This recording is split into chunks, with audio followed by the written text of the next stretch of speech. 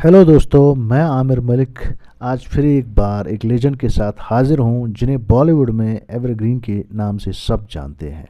सबसे पहले अगर आप चैनल पर नए हैं तो सब्सक्राइब ज़रूर कीजिएगा और साथ ही साथ बेल आइकन को ज़रूर दबाइएगा ताकि आपको अगले वीडियो की नोटिफिकेशन मिले। देवानंद साहब की पैदाइश 26 सितंबर 1923 को पंजाब के ज़िला गुरदासपुर की तहसील शकरगढ़ में हुई थी। उनके वालिद पिशौरी लाल आनंद गुरदासपुर डिस्ट्रिक्ट के कोर्ट में काम किया करते थे। देव साहब उनके 4 बेटों में से तीसरे बेटे थे। देव साहब की एक छोटी बहन भी जो डायरेक्टर शेखर कपूर की मां है। देव साहब के बड़े भाई मनमोहन आनंद एक अच्छे वकील थे और उसके बाद चेतन आनंद जिन्हें आप सब जानते हैं और चौथे विजय आनंद। देव साहब ने स्कूली तालीम स्क्रिट हार्ट स्कूल में हुई उनकी। उसके बाद गवर्नमेंट कॉलेज धर्मशाला गए और बाद में देव साहब ने अपना बीए मुकम्मल किया बरतानवी हिंदुस्तान में गवर्नमेंट कॉलेज लाहौर से। अंग्रेजी अदब में डिग्री मुकम्मल की। देवानंद साहब ने अपने बड़े भाई चेतन आनंद के साथ 1949 में नौकेतन फिल्म्स की मुश्तरका बुनियाद रखी। देव साहब ने 1940 की दहाई के अवाइल में अपना आबाई शहर मुंबई के लिए छोड़ दिया। उन्होंने अपने कैरियर का आगाज़ चर्च गेट में मिलिट्री सेंसियर के दफ्तर से किया। बाद में देव साहब ने अपने अकाउंटिंग फर्म में भी क्लर्क की नौकरी की। उसके बाद देवानंद साहब अपने बड़े भाई चेतन आनंद के साथ Indian peoples theatre association IPTA के रुकन के तौर पर शामिल हुए। फिल्म अछूत कन्या और किस्मत जैसी फिल्मों में अशोक कुमार की अदाकारी को देखकर आनंद ने अदाकार बनने की ख्वाहिश जाहिर की। आनंद साहब ने एक इंटरव्यू में कहा था कि मुझे याद है कि जब मैं उस शख्स के दफ्तर में दाखिल हुआ जिसने मुझे पहला ब्रेक दिया वो देखता ही रहा। प्रभात फिल्म इंस्टीट्यूट के बाबू राय पाए थे और अपने आदमियों से वो बोले ये वक्त का एक बहुत बड़ा अहम आदमी बनेगा। इसकी सूरत में मुझे वो असरात नज़र आने लगे। फिर उसके बाद जल्द ही देव साहब को एक फिल्म के लिए मरकज़ी किरदार की पेशकश हुई। वो फिल्म थी प्रभात फिल्म्स की हम एक है फिल्म के लिए। 1946 में इस फिल्म में हिंदू मुस्लिम इतिहाद के बारे में एक फिल्म जिसमें देव साहब ने एक हिंदू लड़के का किरदार अदा किया और देव साहब के अपोजिट में थी कमला कॉटिन्स। इस फिल्म की शूटिंग पुणे में हुई जहां देव साहब की दोस्ती अदाकार गुरुदत्त से हुई।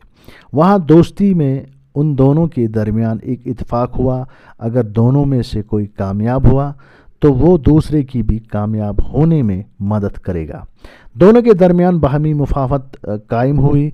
उसके बाद जब आनंद साहब कोई फिल्म बनाएंगे तो गुरुदत्त उस फिल्म की हिदायत करेंगे और जब दत्त साहब कोई हिदायत करेंगे तो देव साहब उस फिल्म में अदाकारी करेंगे। 1940 की दहाई में देव साहब की कई फिल्मों में नज़र आए वो सुरैया के साथ और दोनों की जोड़ी ज़बरदस्त कामयाब जोड़ी रही। 40 की दहाई में काफ़ी मानी जाने लगी ये जोड़ी। उन्होंने कई हिट फिल्में एक साथ की। ये फिल्में थी दरिया, जीत, मुशायरा, अफसर, नीली, सनम और दोस्तारी जैसी कामयाब फिल्में दी। सुरैया और देव साहब की रोमांटिक किस्से भी 40 की दहाई में बड़े मशहूर रहे। उस वक्त का एक मशहूर किस्सा मेरी नज़र में है जब देव साहब ने 3000 की हीरे की अंगूठी जब सुरैया को दी तो सुरैया की नानी ने उस रिश्तों की मज़म्मत की और कहा कि ये 2 अलग अलग धर्मों से बिलोंग रखते हैं। बाद में उन्होंने साथ में काम करना छोड़ दिया जबकि उन दोनों की आखिरी फिल्म थी जिसमें वो दोनों साथ में नजर आए, वो फिल्म थी 2 सितारे। देवानंद साहब को अपने कैरियर का सबसे बड़ा ब्रेक 1948 में फिल्म जिद्दी से मिला, जिस फिल्म में देव साहब के साथ कामिनी कौशल नजर आई। ये देव साहब की एक बहुत बड़ी हिट फिल्म रही। इस फिल्म के साथ ही किशोर कुमार और लता मंगेशकर को भी बहुत बड़ी ब्रेक मिली।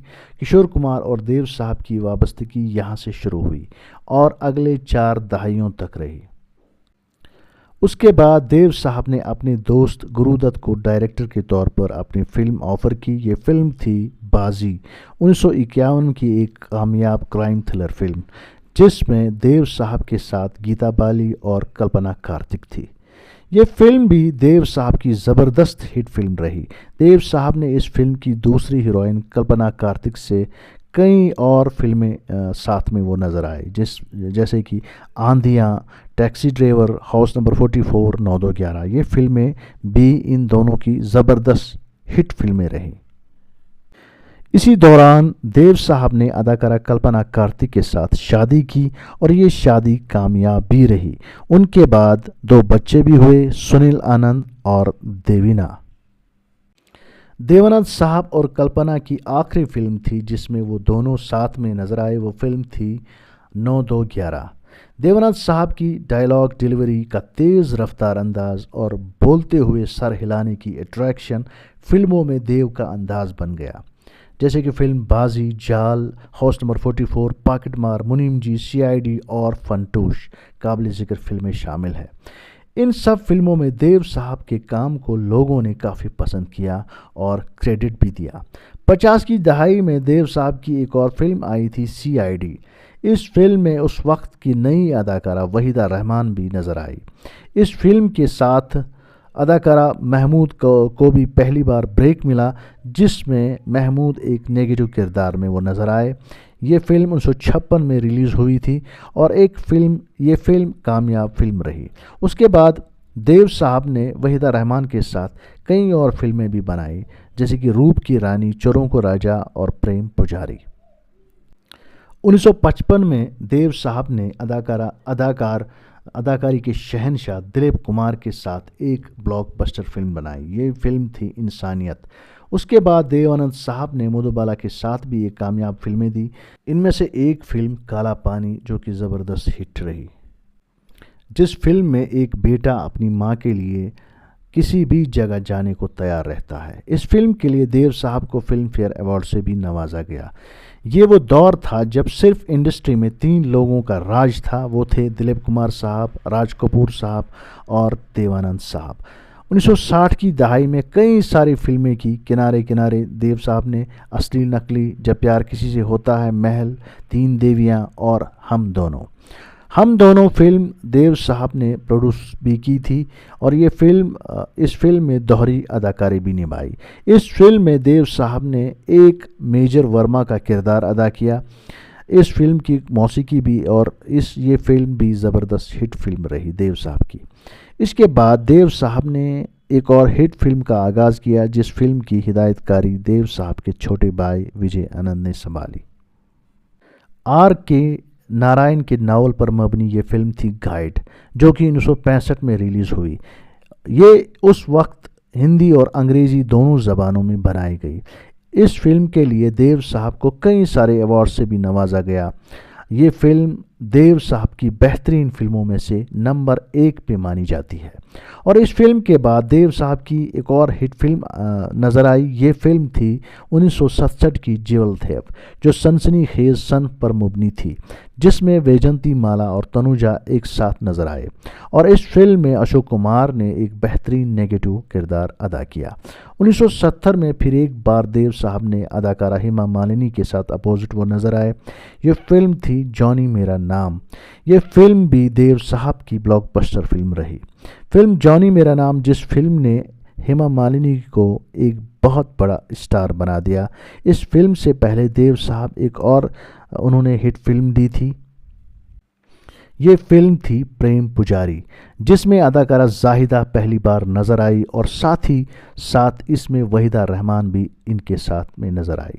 1971 में देव साहब ने एक और हिट फिल्म दी। ये फिल्म थी हरे रामा हरे कृष्णा। इस फिल्म के साथ ही अदाकारा जीनत अमान का आगाज़ हुआ। इस फिल्म में देव के साथ मुमताज़ भी नज़र आई। ये फिल्म भी देव साहब की कामयाब फिल्मों में से एक मानी जाती है और इस फिल्म की पूरी शूटिंग नेपाल में हुई। इस फिल्म के साथ ही 1971 में देव साहब ने मुमताज़ के साथ एक और हिट फिल्म दी थी। ये फिल्म थी तेरे मेरे सपने। इस फिल्म में भी Hema Malini second lead role में थी, वो नज़र आई थी और इस फिल्म की हिदायतकारी विजय आनंद साहब ने की। और 1971 में ही देव साहब ने अदाकारा जाहिदा के साथ दूसरी फिल्म की। ये फिल्म थी गैमलर। ये फिल्म भी ज़बरदस्त कामयाब रही। ख़ास तौर पर इस फिल्म के गाने बहुत ज़्यादा पसंद किए गए। 1970 की दहाई का ये वो दौर था जहां पर एक तरफ राज कपूर बाप के किरदारों वाले रोल में नज़र आते थे, जैसे कि धर्म करम, कल आज और कल जैसे फिल्मों में। वहीं दिलीप कुमार साहब लीड रोल में वो नज़र आते थे दास्तान, बेराग जैसी फिल्मों में।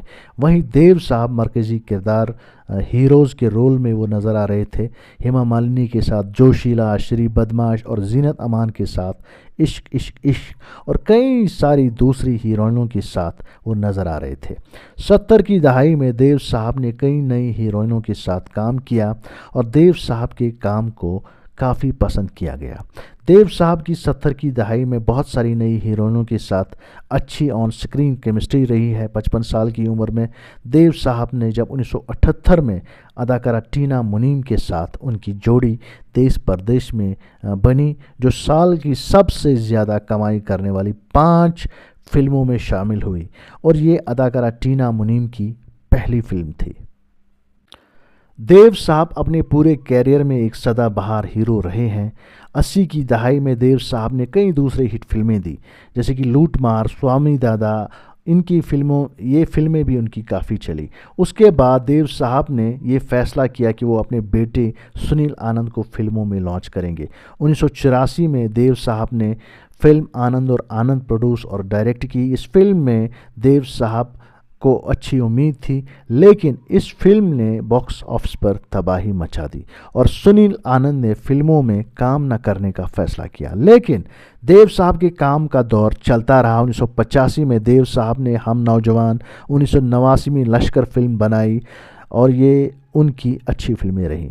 1989 में देव साहब ने अपनी एक और फिल्म बनाई, जिस फिल्म के लिए हीरो के रोल के लिए पाकिस्तान के साबिका वज़ीर इमरान खान को ये इस रोल के लिए ऑफ़र हुआ था, लेकिन इमरान खान ने रोल के लिए मना किया। बाद में ये इस रोल के लिए जैकी श्रॉफ को दिया गया।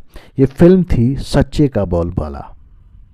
देव साहब ने कई सारे अदाकारों को अपने फिल्मों पर के लिए ब्रेक दिया, जिनमें जाहिदा, वहीदा रहमान, जैकी श्रॉफ, पद्मिना कोल्हापुरी, टीना मुनीम, जीनत अमान, जरीना वहाब, तब्बू, रीचा शर्मा जैसे शामिल है। अब देव साहब के अवार्ड्स पर नज़र डालते हैं। 1956 में फिल्म मुनीम जी, 1959 में फिल्म काला पानी, 1960 में फिल्म लव मैरिज, 1961 में फिल्म काला बाजार, 1962 में फिल्म हम दोनों, 1965 में फिल्म गाइड और 1967 में फिल्म जीवल थेव के लिए फिल्म फेयर अवार्ड से भी नवाजा गया। 2002 में देव साहब को दादा साहब फाल्के अवार्ड से भी नवाजा गया और देव साहब को 5 बार लाइफ टाइम अचीवमेंट अवार्ड से भी नवाजा गया। 87 साल की उम्र में देवानंद साहब का इंतकाल 3 दिसंबर 2011 को फेयर होटल लंदन में हुआ। ये थी कहानी लेजेंड एवरग्रीन देवानंद साहब की। फिर किसी लेजेंड के साथ आपसे मुखातिब होंगे, तब तक के लिए दीजिए इजाज़त। आमिर को टेक केयर, गुड बाय।